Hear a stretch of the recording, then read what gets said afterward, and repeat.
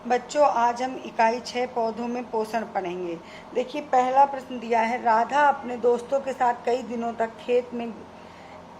दिनों बाद खेत में गई तो उसने अपने लगाए हुए नन्हे पौधे कुछ बड़े लग रहे थे। वह सोचने लगी, हम तो भोजन, रोटी, दाल, चावल, सब्जी आदि खाकर बड़े होते हैं, ये पौधे क्या खाकर बढ़ते हैं।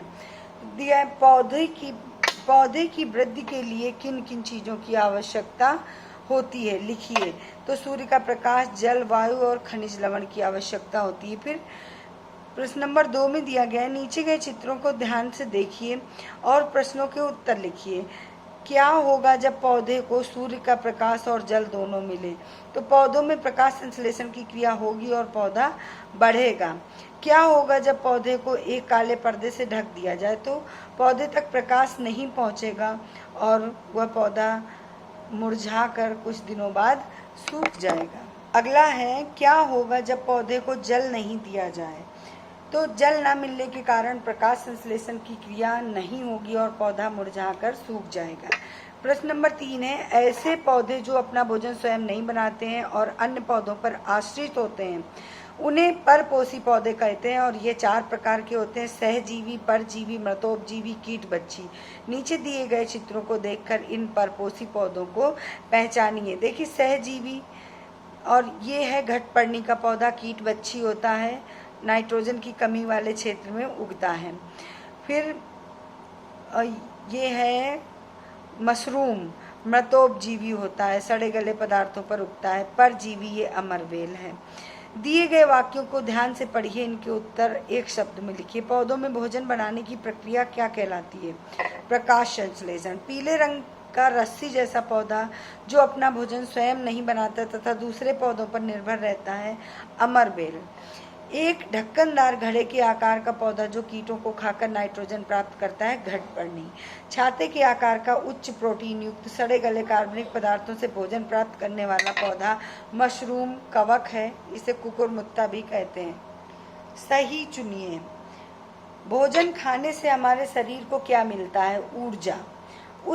किस तत्व की कमी को पूरा करने के लिए कीट बच्ची पौधे कीटों का भोजन करते हैं, नाइट्रोजन। दाल और मटर के पौधों की जड़ों में गांठ के रूप में रहते हैं, जीवाणु। किस पदार्थ के कारण पत्तियां हरे रंग की होती हैं, क्लोरोफिल। पौधों द्वारा भोजन, ग्लूकोज बनाने की प्रक्रिया कहलाती है प्रकाश संश्लेषण। पृथ्वी पर ऊर्जा का मुख्य स्रोत है सूर्य। ब्रेड में बरसात के दिनों में नमी की अधिकता के कारण लग जाती है फफूंदी। नीचे दिए हुए समीकरण को पूरा कीजिए। ये समीकरण प्रकाश संश्लेषण की अप्रक्रिया को दर्शाता है। 6CO2 + 6H2O सूर्य के प्रकाश और क्लोरोफिल की उपस्थिति में C6H12O6 + 6O2, मतलब कि कार्बन डाइऑक्साइड और पानी आपस में मिलकर सूर्य के प्रकाश और क्लोरोफिल की उपस्थिति में ग्लूकोज का निर्माण करते हैं और ऑक्सीजन गैस निकलती है। इस पूरी प्रक्रिया को प्रकाश संश्लेषण की प्रक्रिया कहते हैं। बच्चों, कुछ फसलों की जड़ों में आपने गांठों को देखा होगा। इन गांठों में राइजोबियम जीवाणु कुछ विशेष प्रकार के पौधों की जड़ों में पाए जाते हैं। चित्र को ध्यान से देखिए, किन्हीं 2 पौधों के नाम बताइए जिनकी जड़ों में ये ग्रंथियां या गांठें पाई जाती हैं। तो सभी दलहनी फसलों की जड़ों में ये ग्रंथियां पाई जाती हैं। उदाहरण चना और अरहर। इन्हीं ग्रंथियों में राइजोबियम जीवाणु रहता है सहजीवी के रूप में। अगला प्रश्न है बच्चों, प्रश्न नंबर 8 है, बच्चों, इस पृथ्वी पर ऊर्जा का एकमात्र भंडार सूर्य है। पौधों की पत्तियों में उपस्थित क्लोरोफिल इस सौर ऊर्जा को रासायनिक ऊर्जा में बदल देता है, जिससे पौधों में भोजन का निर्माण होता है। यह भोजन ही पृथ्वी के समस्त प्राणियों के लिए ऊर्जा प्रदान करता है, क्योंकि सभी जीव जंतु प्रत्यक्ष या अप्रत्यक्ष रूप से अपना भोजन पौधों से ही प्राप्त करते हैं। इसलिए बच्चों, हरे पौधे इस पृथ्वी पर एकमात्र उत्पादक हैं, जबकि अन्य जीव जंतु उपभोक्ता की श्रेणी में आते हैं।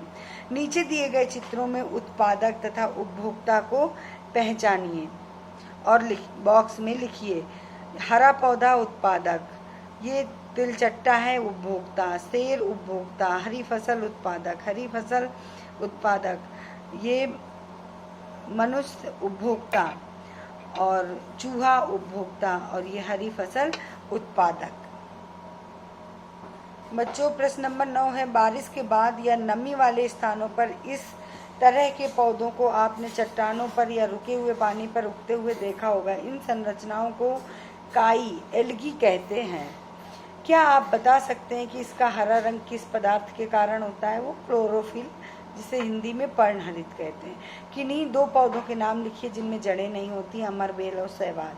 सही मिलान कीजिए। स्वपोषी होते हैं हरे पौधे, शाकाहारी होते हैं वो जंतु जो हरे पेड़ पौधों को खाते हैं। परजीवी वो होते हैं जो दूसरे पौधों में रह के ऊपर रहकर अपना भोजन प्राप्त करते हैं, ये अमरबेल। मांसाहारी शेर, मृतोपजीवी कवक। बच्चों प्रश्न नंबर 12 है, निम्नलिखित में कौन सा कथन सत्य अथवा असत्य है? कार्बन डाइऑक्साइड गैस प्रकाश संश्लेषण के लिए आवश्यक है, एकदम सत्य है।